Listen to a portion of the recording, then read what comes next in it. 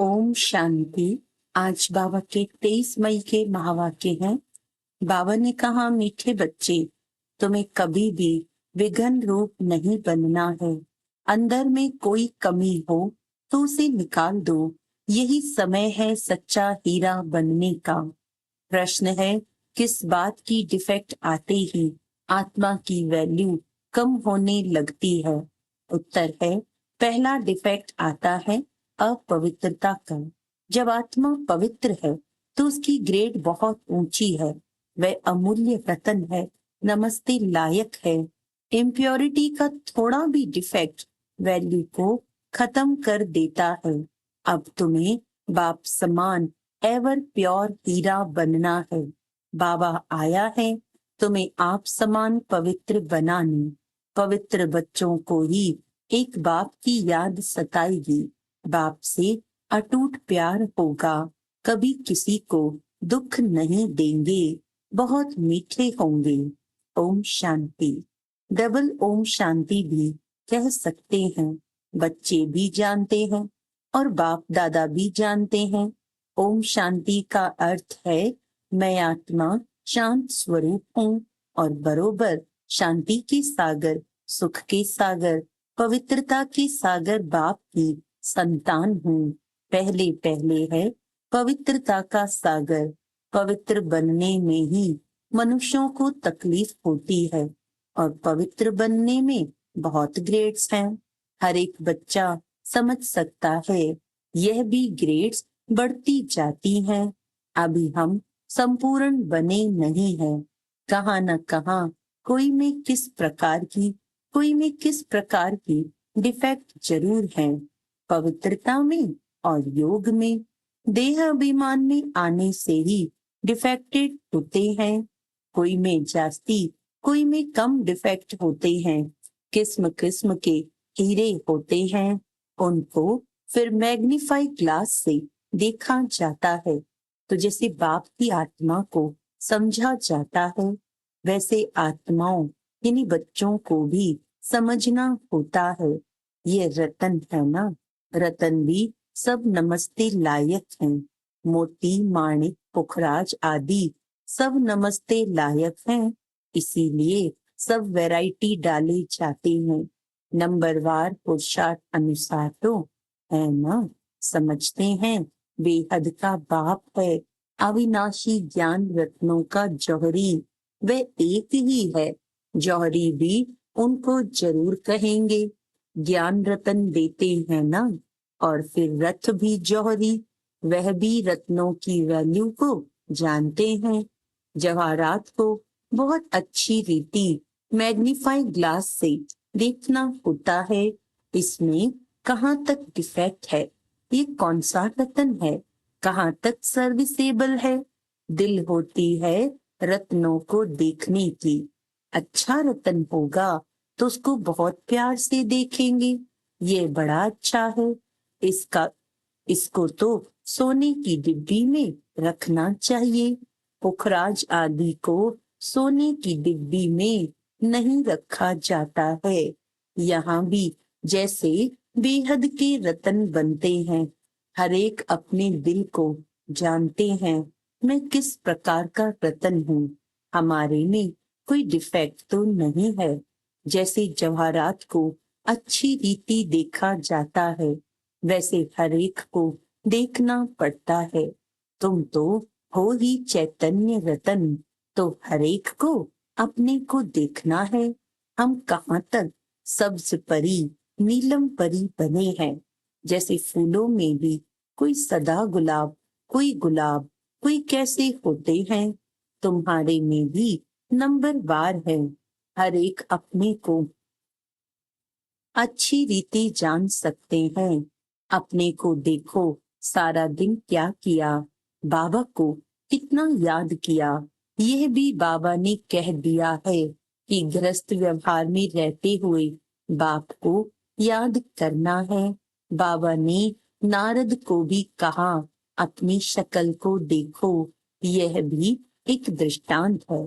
तुम जो बच्चे हो, एक एक को अपने को अच्छी रीति देखना है, जांच करनी है कि जिस बाप द्वारा हम हीरा बनते हैं, उनके साथ हमारा लव कहाँ तक है और कोई तरफ वृत्ति तो नहीं जाती है। कहाँ तक मेरा दैवी स्वभाव है। स्वभाव भी मनुष्य को बहुत सताता है। हर एक को तीसरा नेत्र मिला है, उनसे अपनी जांच करनी है। कहाँ तक मैं बाबा की याद में रहता हूँ, कहाँ तक मेरी याद बाप को पहुंचती है। उनकी याद में रह रोमांच एकदम खड़े हो जाने चाहिए। परंतु बाप खुद कहते हैं, माया की विघ्न ऐसे हैं जो खुशी में आने नहीं देते हैं। बच्चे जानते हैं अभी हम सब पुरुषार्थी हैं, रिजल्ट तो पिछाड़ी में निकलनी है। अपनी जांच करनी है। फ्लो आदि अभी तुम निकाल सकते हो। एकदम प्योर डायमंड बनना है। अगर थोड़ा भी डिफेक्ट होगा तो समझ जाएंगे हमारी वैल्यू भी कम होगी। रतन है ना, बाप तो समझाते हैं बच्चे एवर प्योर वैल्यूएबल हीरा बनना चाहिए। पुरुषार्थ कराने लिए भिन्न भिन्न प्रकार से बाप समझाते हैं। आज योग के समय बीच में बाप दादा संदली से उठकर सभा के बीच में चक्र लगाए एक एक बच्चे से नैन मुलाकात कर रहे थे। बाबा आज क्यों उठे? देखने लिए कि कौन कौन सर्विसेबल बच्चा है। यहाँ कहाँ कोई बैठे रहते हैं। तो बाबा ने उठकर एक एक को देखा, इनमें क्या गुण है, इनका कितना लव है। सब बच्चे सन्मुख बैठे हुए हैं तो सभी बहुत प्यारे लगते हैं। परंतु यह तो जरूर है, नंबरवार पुरुषार्थ अनुसार ही प्यारे लगेंगे।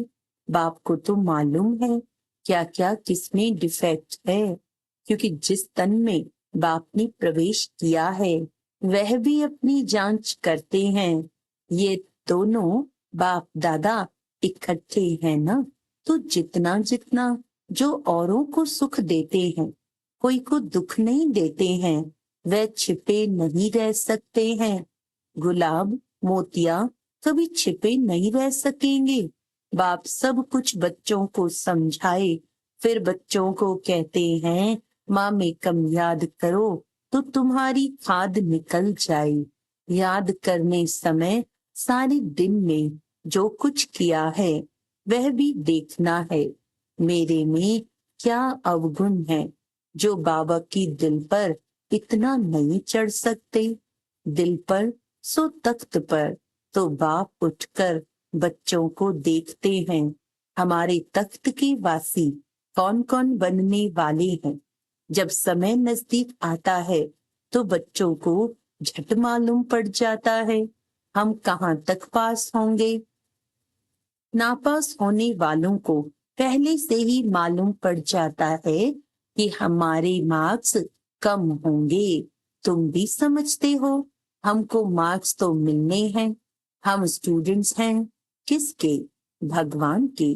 जानते हैं वे इस दादा द्वारा पढ़ाते हैं तो कितनी खुशी होनी चाहिए।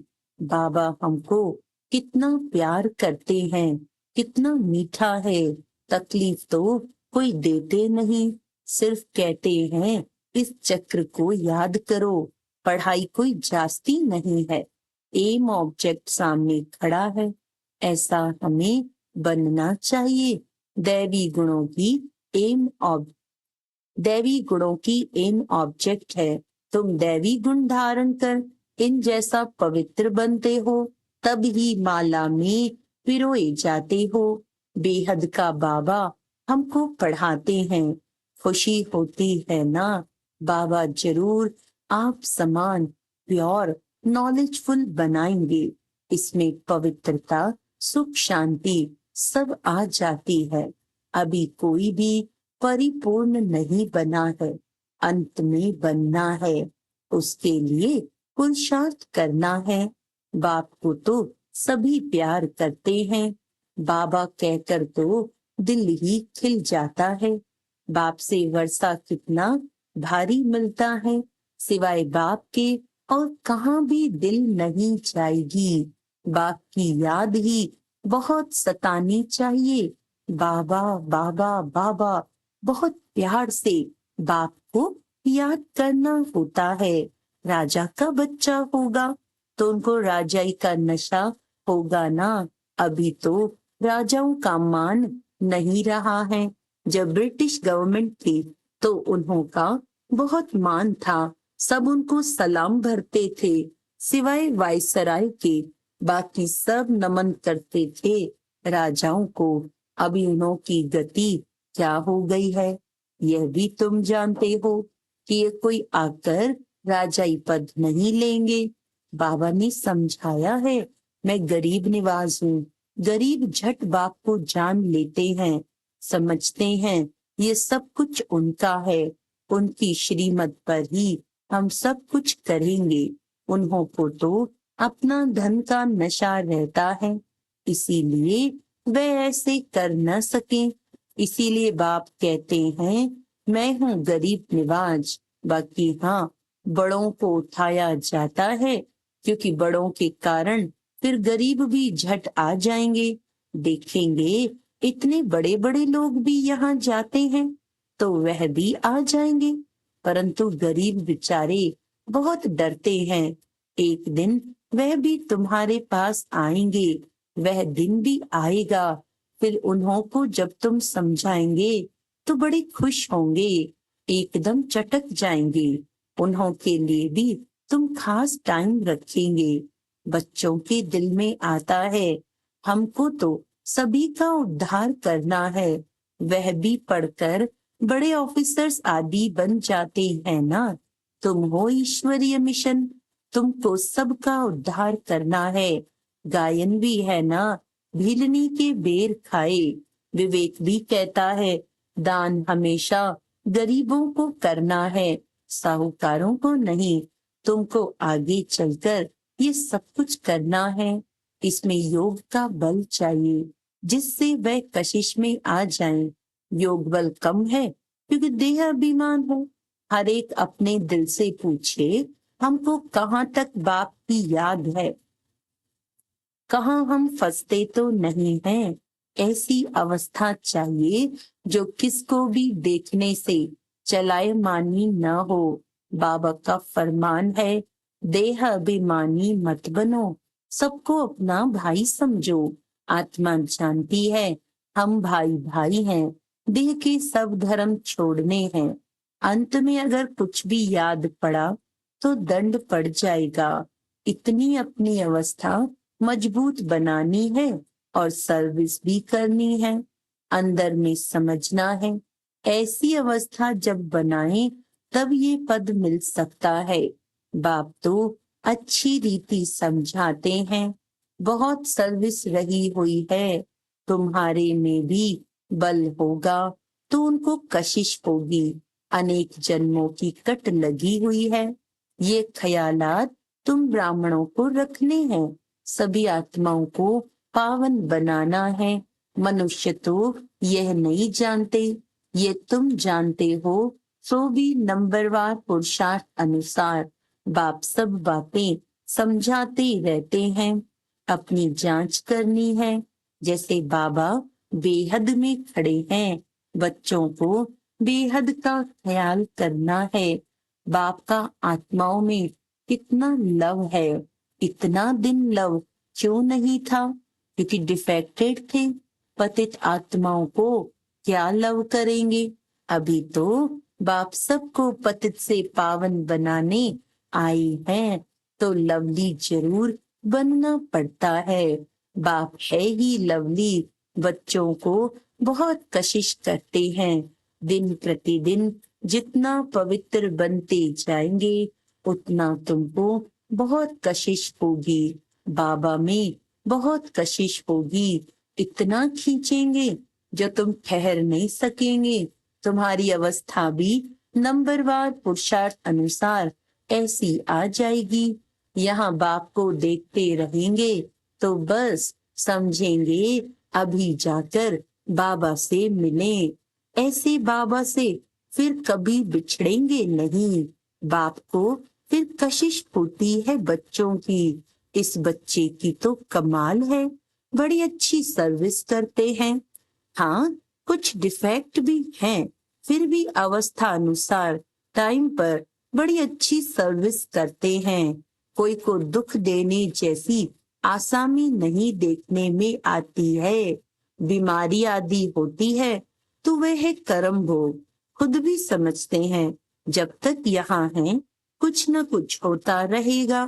भल ये रथ है, फिर भी कर्म भोग तो पिछाड़ी तक भोगना ही है। ऐसे नहीं मैं इन पर आशीर्वाद करूं, इनको भी अपना पुरुषार्थ करना है। हाँ, रथ दिया है, उसके लिए कुछ इजाफा दे देंगे।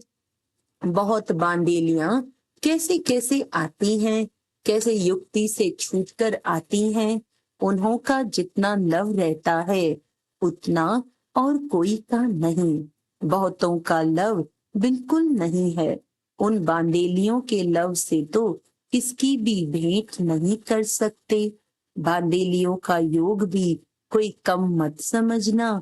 बहुत याद में रोती हैं, बाबा ओ बाबा, कब हम आपसे मिलेंगे। बाबा, विश्व के मालिक बनाने वाले बाबा, आपसे हम कैसे मिलेंगे। ऐसी ऐसी बांदेलियां हैं जो प्रेम के आंसू बहाती रहती हैं।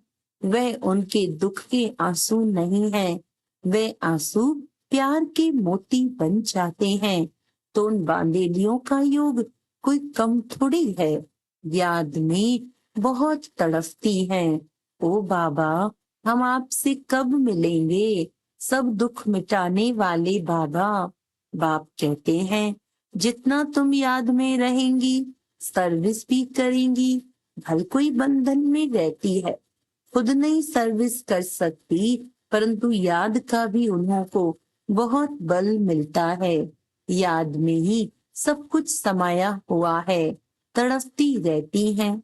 बाबा, कब मौका मिलेगा जो हम आपसे मिलेंगी। कितना याद में रहती हैं। आगे चल दिन प्रतिदिन तुमको जोर से खींच होती रहेगी। स्नान करते, कार्य करते याद में ही रहेंगे। बाबा, कभी वह दिन होगा जो ये बंधन खलास होंगे। बेचारी पूछती रहती हैं, बाबा ये हमको बहुत तंग करते हैं, क्या करें। बच्चों की पिटाई कर सकते हैं, पाप तो नहीं होगा। बाप कहते हैं, आजकल के बच्चे तो ऐसे हैं जो बात मत पूछो। किसको पति से दुख होता है तो अंदर में सोचती है कब ये बंधन छूटे, तुम बाबा से मिलें। बाबा, बहुत कड़ा बंधन है, क्या करें। पति का बंधन कब छूटेगा। बस बाबा बाबा करती रहती हैं। उनकी कशिश तो आती है ना, अबलाएं बहुत सहन करती हैं। बाबा बच्चों को धीरज देते हैं, बच्चे तुम बाप को याद करते रहो तो ये सब बंधन खत्म हो जाएंगे। अच्छा, मीठे मीठे सिक्की लदे बच्चों प्रति माता पिता बाप दादा का याद प्यार और गुड मॉर्निंग। रूहानी बाप की रूहानी बच्चों को नमस्ते। हम रूहानी बच्चों की रूहानी बाप दादा को याद प्यार, गुड मॉर्निंग, नमस्ते नमस्ते नमस्ते जी। धारणा के लिए मुख्य सार है, अपनी जांच करनी है कि हमारे में कोई अवगुण तो नहीं है। कहाँ तक हमारी याद बाप तक पहुंचती है। हमारा स्वभाव दैवी स्वभाव है, वृत्ति और तरफ भटकती तो नहीं है।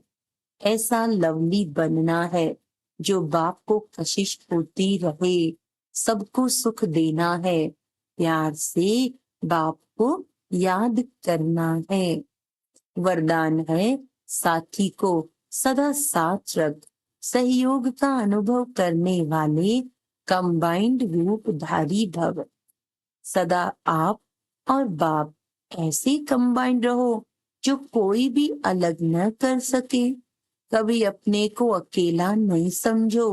बाप दादा अविनाशी साथ निभाने वाले आप सबके साथी हैं। बाबा कहा और बाबा हाजिर है।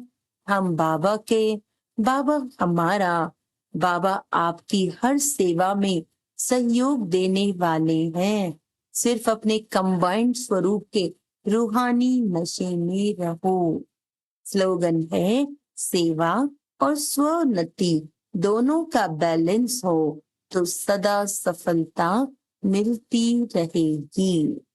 अच्छा, आज का व्यक्त इशारा है, कभी भी किसी भी बात में अगर माया से धोखा खाते हो तो धोखा खाने की निशानी है दुख की लहर। जरा भी दुख की लहर संकल्प में भी आती है तो जरूर कहाँ धोखा खाया है। तो चेक करो कि किस बात में धोखा मिला, क्यों दुख की लहर आई। सुखदाता के बच्चे हो तो स्वप्न भी सुख के आए। खुशी के, सेवा के, मिलन मनाने के स्वप्न आए। संस्कार भी बदल गए तो स्वप्न भी बदल गए। अच्छा, ओम शांति।